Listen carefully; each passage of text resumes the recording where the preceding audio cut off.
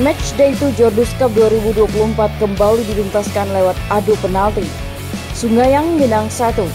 Laga sengit tersaji di Matchday 2 Jordus Cup 2024 Senin 15 April 2024. Stadion Mini Pulai Sungayang menjadi saksi bakat-bakat muda Sumatera Barat lewat tim PON Sumbar harus mengakui skuad yang diisi pemain penuh pengalaman PS Sago Team.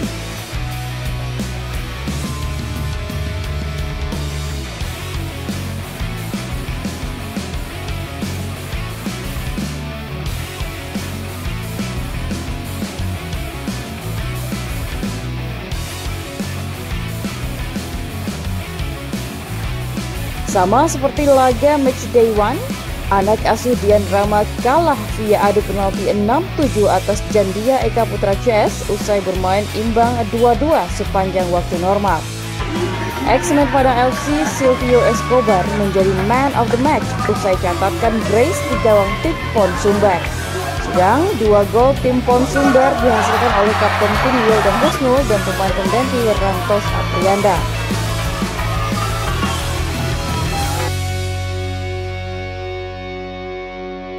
Laga antara PS Sago Team versus PON Sumbar berlangsung sengit sejak wasit Lutfi Kurnia meniup peluit kick off. Unggul pengalaman, PS Sago Team menekan terlebih dahulu lewat permainan bola-bola pendek Yohan Saputra, Silvio Escobar, dan Manda Cigi.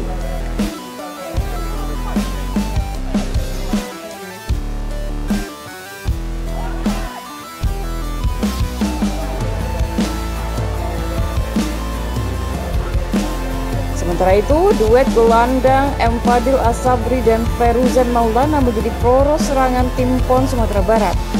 Peran winger Gibran Tito terlihat sangat sentral sebagai motor pendobrak pertahanan PS Sago Team.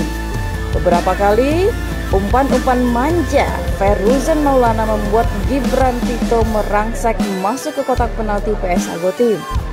Namun, Dewi Fortuna sepertinya jauh dari pemain bernomor punggung 10 ini.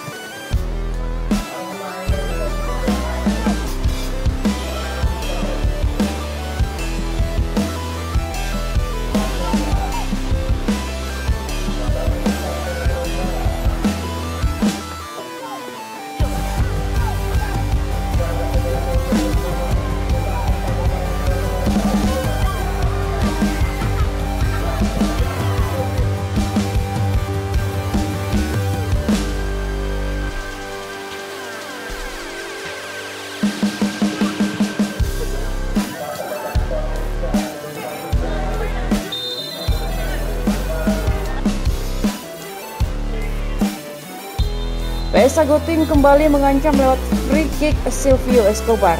Beruntung penjaga gawang tim PON Sumatera Barat Feris Kurnia masih mampu menepis sepakan tersebut sehingga gawangnya aman dari kebobolan.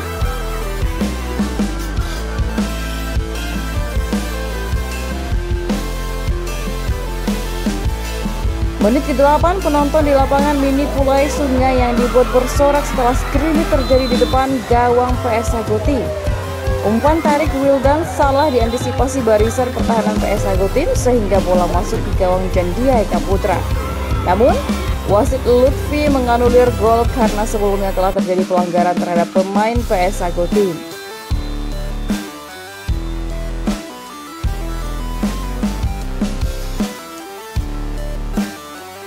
Tim PON Sumbar terus menekan. Kembali kombinasi Gibran Tito dan M. Fadil berakhir dengan sepakan placing yang masih tipis di atas gawang Jandia Eka Putra.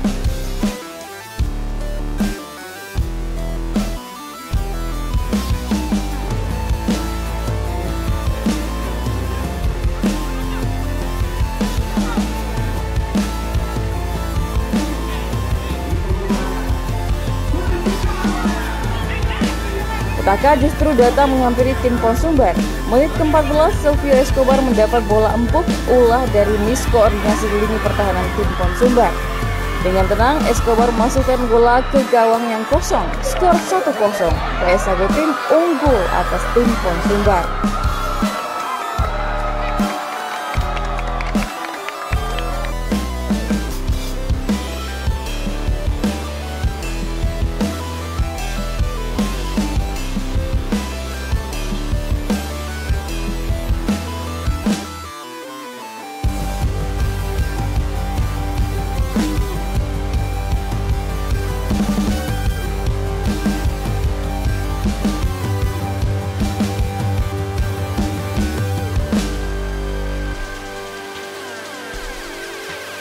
Tertinggal 1-0, anak-anak Pon Sumbar semakin bernafsu untuk menembus pertahanan PS Jagotim. Menit ke-16, crossing M. Fadil berhasil ditanduk Syarif Hidayatullah. Sayang, bola headingnya kembali hanya menghajar Mister Gawang Jandia Eka Putra.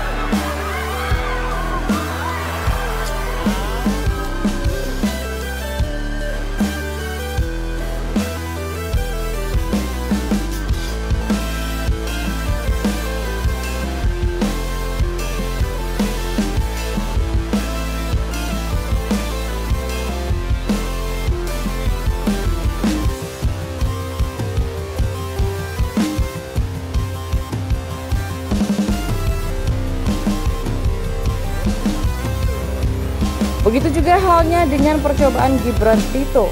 Usai menerima umpan Feruzan Maulana, head to head Gibran versus Jandia kembali terjadi. Sekali lagi, Jandia dengan sikap menepis sepakan Gibran. Barulah pada menit 23 keperkasaan Jandia akhirnya terpatahkan. Sebuah sepakan keras dilepaskan oleh fullback Pon Sumbar Wildan Husnul menyusur tanah, gagal diantisipasi mantan kiper PSIS Semarang tersebut. Skor 1-1 membuat laga kembali hidup.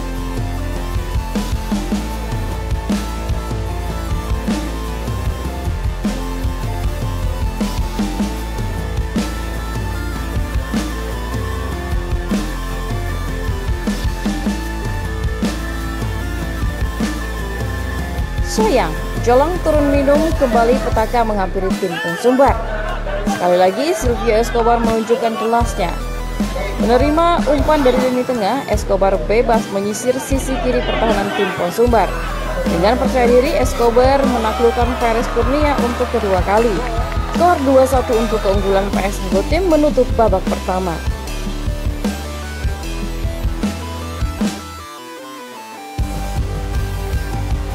Usai turun minum, irama permainan sedikit berubah.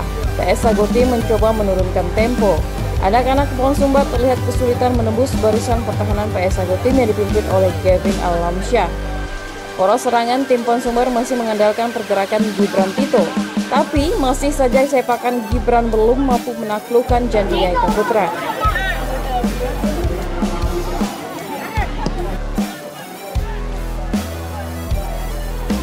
Sementara itu, PS Jagotim mencoba bermain aman dengan sesekali melancarkan serangan balik ke sisi pertahanan tim Pon Sumbar.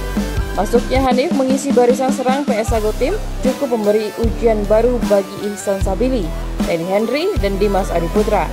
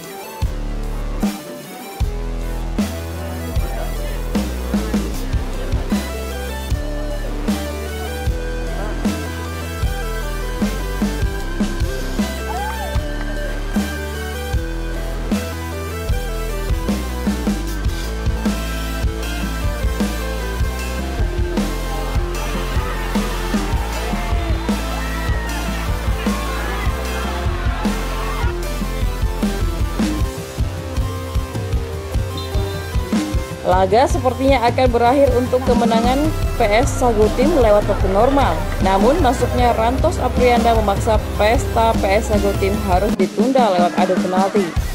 Memanfaatkan skrimmage dalam kotak penalti PS Sagutim, Putra Darmasraya berhasil menanduk bola dan tidak mungkin lagi digapai Jandia Eka Putra. Skor 2-2, laga dilanjutkan lewat adu penalti.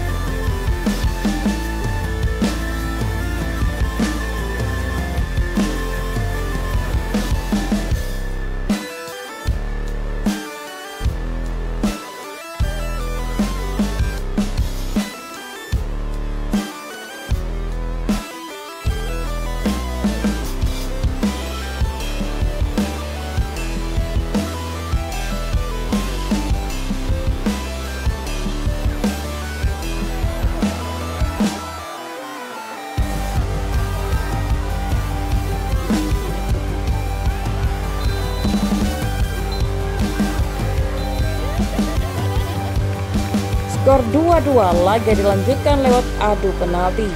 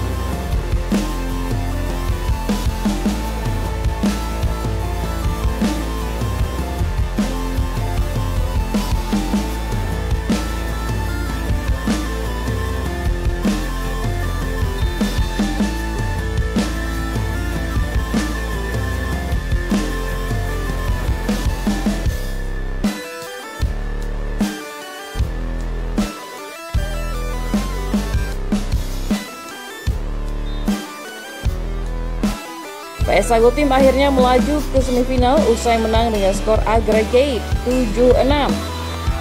Di babak semifinal, anak asuh Coach Hikmat sudah ditunggu oleh S7 FC yang sudah terlebih dahulu lolos usai memulangkan Bukit Tinggi Selection.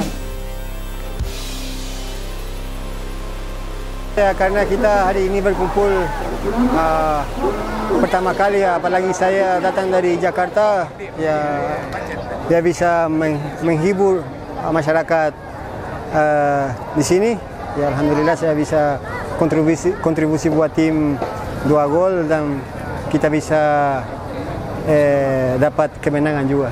Oke, berarti ini kali perdana ikut Jagus Cup ya? Iya, pertama kali. Bagaimana ini respon dari Escobar nih melihat animo dari masyarakat yang ada di sini, kemudian apa cara pelaksanaannya ini? Meskipun ini hanya kelas tarkam ya, silakan Escobar. Ya, buat saya pribadi ya, kelas tarkam seperti ini luar biasa ya. Bikin pemain juga profesional bisa jaga kondisi dan semangat juga, karena apa namanya sport juga ada sportivitas juga, pemain juga rata-rata kondisi teknik juga bagus ya. Mudah-mudahan yang kedatangan kami yang profesional juga ada motivasi buat mereka bisa kedepannya bisa jadi kebanggaan di kampung halaman di sini. Ortus, terima kasih. Top dunia. Baik, terima kasih. Sebelum saya jelaskan, pertama saya terima kasih sekali dengan undangan dari Pak Haji Yasmani Yusnar yang sudah memberi kesempatan kami, tim PON yang dalam persiapan sekarang, bisa ketemu dengan senior-seniornya yang memang jauh pengalamannya di atas kita. Memang ini yang kita butuhkan. Dalam artian bukan kita tidak mau menang, tapi dalam persiapan memang kita mencari lawan-lawan yang jauh di atas untuk mengukur sampai sejauh mana perkembangan adik-adik setelah 2 bulan latihan.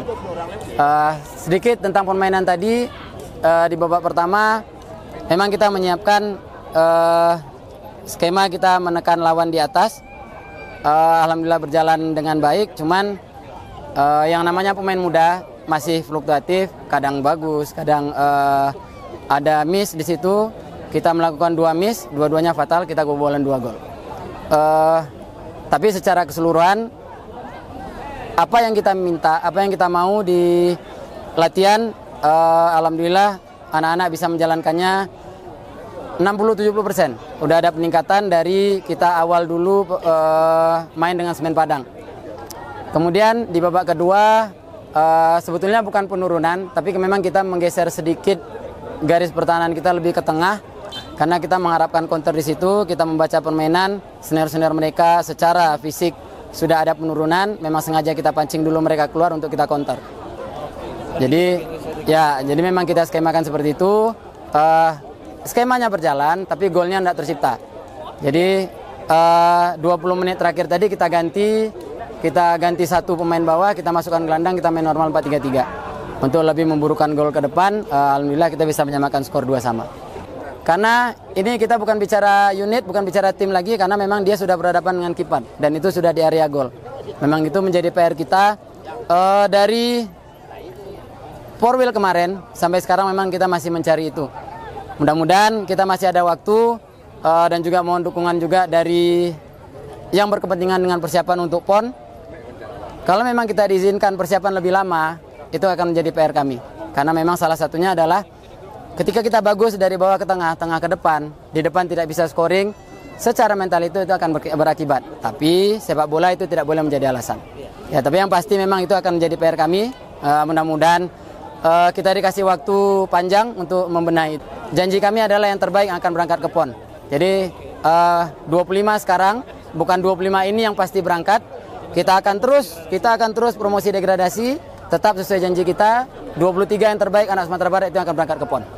Alhamdulillah, jadi pada pertandingan awal ini debut saya selaku pelatih ya, di turnamen yang bergengsi ini. Alhamdulillah dengan membawa pemain yang boleh dibilang lanjut usia, tapi dengan pengalaman ya, saya gabungkan pengalaman dengan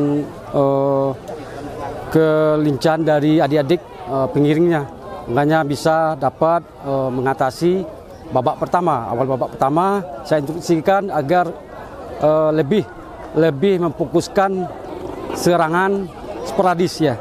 Jadi karena lawan kita bukan tim sembarangan ya, tim andalan, pemain-pemain yang pilihan ya, yang punya fisik yang boleh dibilang terlatih. Jadi saya instruksikan kayak gitu.